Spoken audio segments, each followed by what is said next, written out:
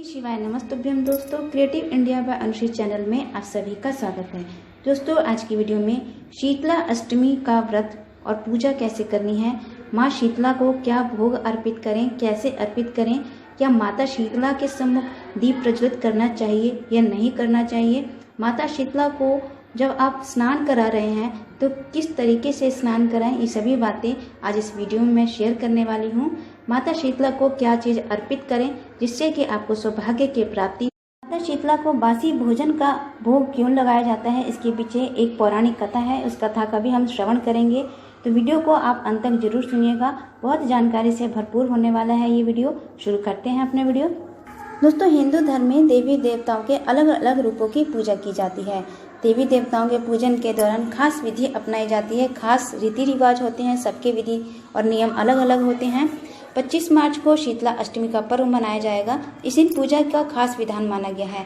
इस दिन माता शीतला को बासी भोजन का भोग लगाया जाता है और इस पर्व को बसौड़ा भी कहा जाता है। शीतला अष्टमी के एक दिन पहले यानी एक रात पहले यानी सप्तमी तिथि को माता शीतला की भोग के लिए पकवान बनाए जाते हैं, हलवा पूड़ी बनाया जाता है, खीर का भोग अर्पित बनाया जाता है और ये सभी भोग माता शीतला को अष्टमी तिथि के दिन सुबह सुबह भोग अर्पित किया जाता है। तो ध्यान रहे, माता शीतला को जो भी आप भोग अर्पित करें वे ठंडा होना चाहिए और ठंडा भोजन ही माता शीतला को भोग में अर्पित किया जाता है। करते हैं, माता शीतला को ठंडा भोजन यानी बासी भोजन का भोग क्यों लगाया जाता है। दोस्तों, शीतला अष्टमी पर बासी भोजन का भोग इसलिए लगाया जाता है कि इसके पीछे एक खास वजह है।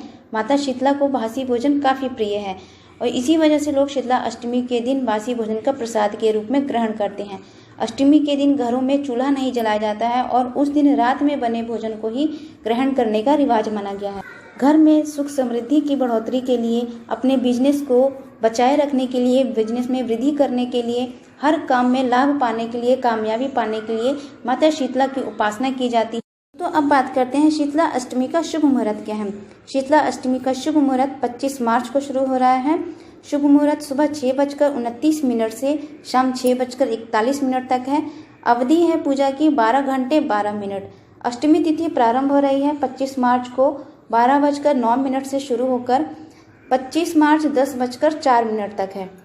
दोस्तों, शीतला अष्टमी का व्रत रखने से परिवार के सदस्यों में किसी भी प्रकार का रोग नहीं होता है। घर में सुख समृद्धि में वृद्धि होती है, आपके सौभाग्य को प्राप्ति होती है।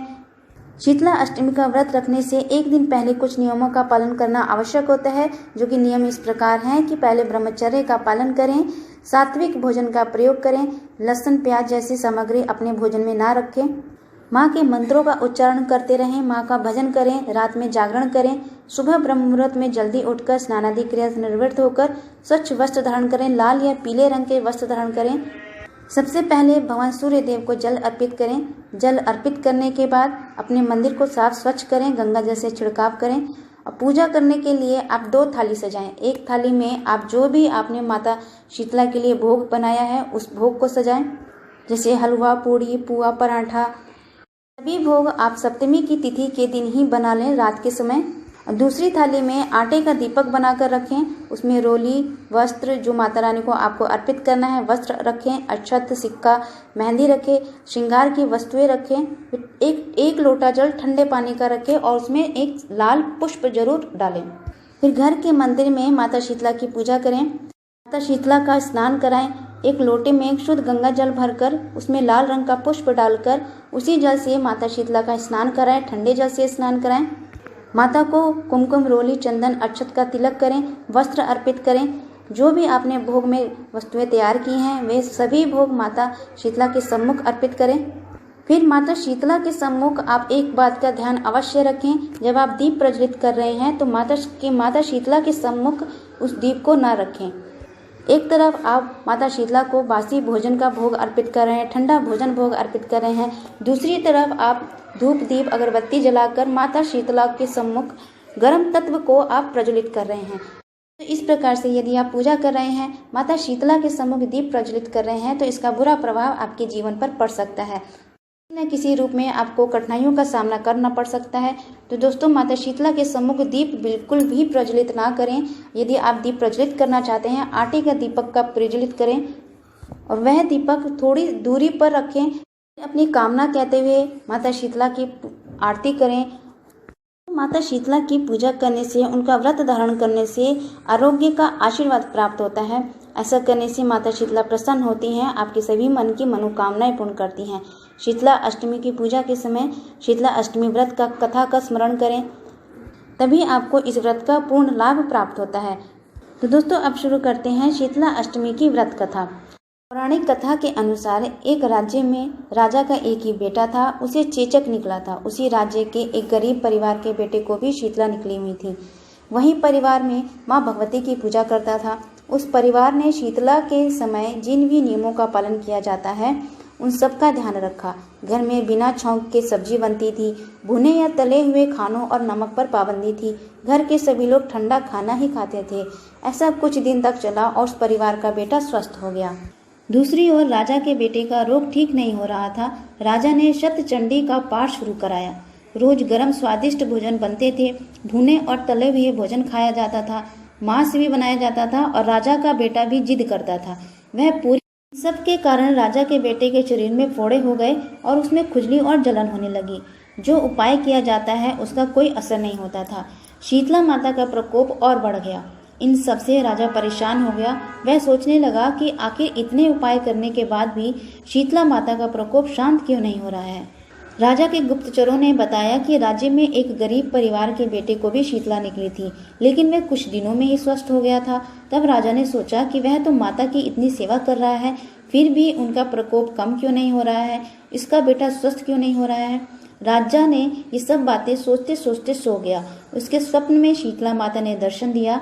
राजा से कहा कि वह उसकी सेवा और पूजा से प्रसन्न है, लेकिन तुमने शीतला के नियमों को तोड़ा है, वह वजह है शीतला का प्रकोप शांत नहीं हो रहा है। इसके लिए तुम खाने में नमक बंद कर दो, बिना छौंक के सब्जी बनाओ, खाने में तेल का प्रयोग ना करो, सभी लोग ठंडा भोजन करें, बेटे के पास किसी को मत जाने दो। ऐसा करो, जल्द ही तुम्हारा बेटा स्वस्थ हो जाएगा। अगले दिन से राजा शीतला माता के बताए गए नियमों का पालन करने लगा। देखते ही देखते कुछ ही दिनों में राजा का बेटा स्वस्थ हो गया। बोलिए माता शीतला की जय। तो दोस्तों माता शीतला का व्रत धारण करने से रोग व्याधि दूर होते हैं, आरोग्य का आशीर्वाद प्राप्त होता है, घर में सुख शांति बनी रहती है।